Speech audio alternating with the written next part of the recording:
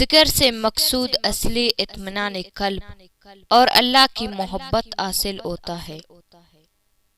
اختلاف کے باوجود کسی اچھے اخلاق سے پیش آنا کمزوری نہیں بلکہ بہترین تربیت اور خاندانی ہونے کا دلیل ہے۔ زندگی کے ہر موڑ پر صلح کرنا سیکھو، کیونکہ جھکتا وہی ہے جس میں جان ہوتی ہے، اور اکڑنا تو مردے کی پہچان ہوتی ہے۔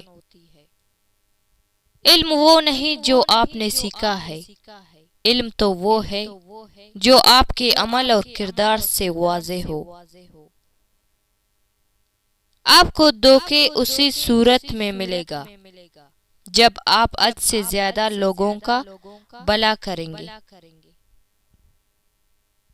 موت تو انسان کو ضرور مار دیتی ہے، مگر اچھے اخلاق والے ہمیشہ یاد رہتے ہیں، دلوں میں، لفظوں میں، دعاؤں میں۔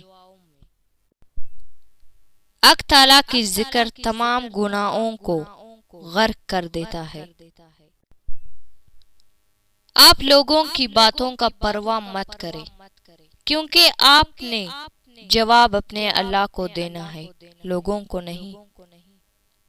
سکون ملتا ہے یہ سوچ کر اللہ پاک چنتا ہے انہی کو جن کو وہ خاص کرنا چاہتا ہے، پھر غم کس بات کا۔